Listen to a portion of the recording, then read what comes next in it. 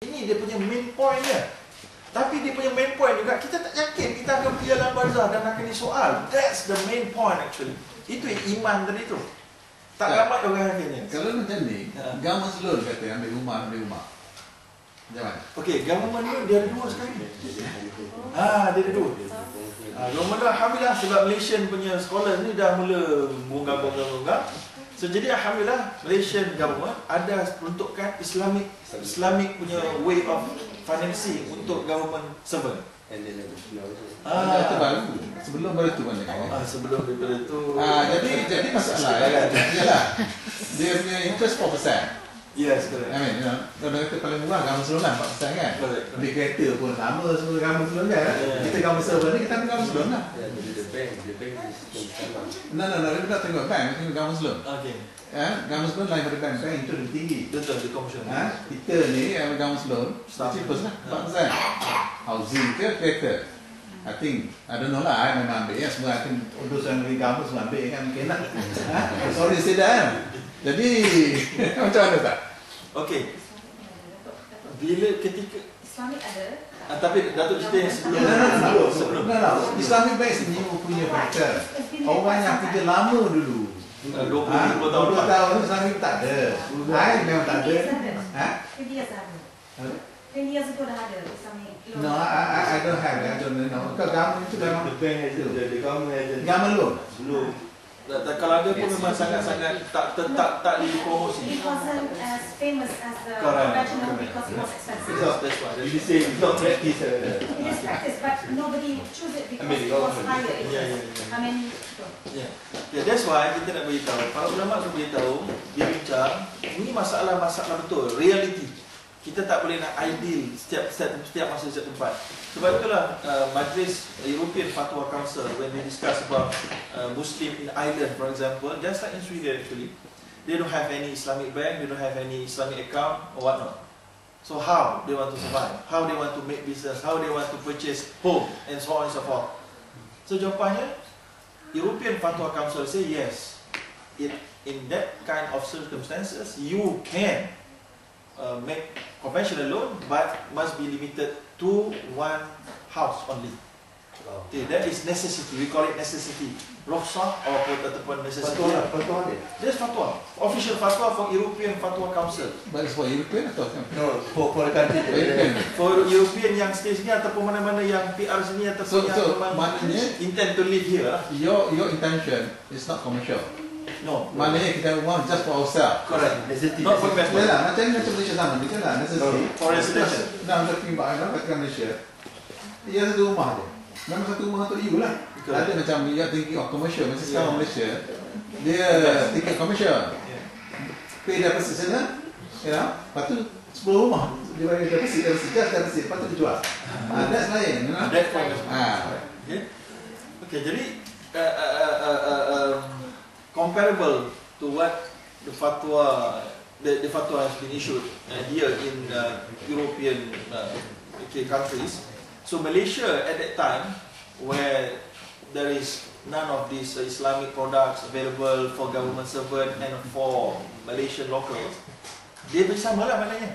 Pada ketika itu boleh. Ada interrupt. Maksudnya kata, okey, fatwa tu ada sesiapa tinggal di negeri bukan Islam, and that kan dia kata example Stockholm lah, ada Sweden kan. Itu Sweden ni tak ada bank Islam. So tapi orang tu duduk situ dah berpuluh-puluh tahun nak rumah kan. So fatwa tu okey. Limited to one house. So how about visa card? Okay, visa card dia Pasal dia yang example dua dia kata kan. visa card is Dia not to necessity. dia tak ada tapi we have debit card. debit roll loh. Visa card is a debit roll. We have debit card. Debit card. Sama kita debit card tadi lah. Okay. Kerana you draw apa dan time you lah. Yes. Okay, sebenarnya the fatwa is applicable for any types of product yang we are in need for.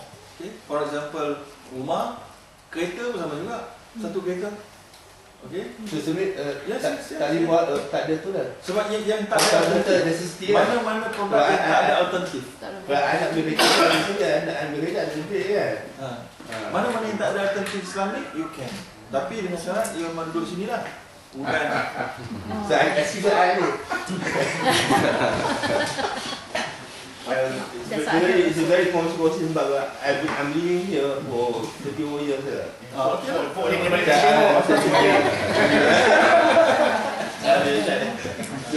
Tapi macam kad pun, some are credit, some are charge card. Okay, express charge card. Jadi that's not synthetic. I mean, no such thing as charge card. Jadi macam dia. Okay, credit card adalah yang paling evil dan stay away from credit card. Any type of credit card. Okay. So dekat Malaysia we have this Islamic credit card, but it is actually not encouraged by Syariah scholars. Dia ada tu pun sebab just to provide alternative lah for those who love credit card, you know. Tapi yang betul-betul yang agak lebih Islamik adalah charge card. Charge card adalah yang kad yang diberikan kepada kita, kita mesti settle in full every month. That is acceptable. That is acceptable. Fatwa says. The reason being because we have to settle in full. Negeri tak ada bank Islam. Yes, correct. Sebab apa? Sebab credit card dia punya backbone of the business. Yeah, I understand. Adalah tu. Charge card dia punya backbone ni adalah from your fees, annual fees. Annual fee ni tinggi kan? Tak macam credit card. Credit card annual fees rendah. Charge card American Express tinggi. Dia ambil untung daripada situ. So kita kena tahu macam mana dia make it commercial for themselves. Itulah dia punya fees tinggi. Tapi kalau better than that adalah debit card. Debit card. Tapi kerana debit card dia memerlukan problem dia ada lain account. Account dekat sini, account non-halal. Sebab apa? Sebab bila kita put our money, place our deposit will be utilized by the bank to give out loan with interest to the other customer. So which is means we are helping them Collaborate again. Collaborate, correct. So that's the problem. In that kind of situation, the best thing is charge card. Charge card, kita tak perlu ada apa-apa account dengan dia, kita tak collaborate dengan dia, helping them to give them fund. Kita guna dia punya fund solely dan kita bayar balik kepada dia terus, dan kita bayar, yes, kita bayar fees, tapi fees tu justifiable from the Syariah perspective sebab dia provide us services to ease our transaction here in Sweden. So in Sweden, for your information, I think the best thing to do in order to avoid credit card is to have that charge card. But if you have your credit card now, the obligation, the Islamic obligation actually demand you to cut it into two. Immediately. Correct. Okay? Tapi pergilah apply charge card dulu. Nanti bila kita ada dua kad, kalau kad tu kita beli dan bayar tepat masa, tak ada interest lah. Tapi kad, satu kredit kad tu kita keluar dari kantor kita, tapi dia charge juga bila kita beli kedai. Debit card. Debit card dia charge juga. Jadi sama juga. Yang ni pun dia charge juga. Yang debit card pun charge juga. Walaupun berapa persen kita jaga lah, tapi mana charge juga. Tapi masa kredit card, kalau kita bayar tepat, tak kena bayar riba. Maknanya dia bagi 40 lagi, kita bayar masa tu tak bayar riba. Sama kat debit pun tak ada riba. Kita pihak tu bukan duit kita. Tapi yang kita bayar tu bila kita beli dengan mana-mana kad lah, sama ada debit ataupun dengan kredit card, dia charge juga kepada company tu sendiri. Okay. Itu macam mana? The difference is dia punya perlembagaan company. Dia punya backbone of the business of this company.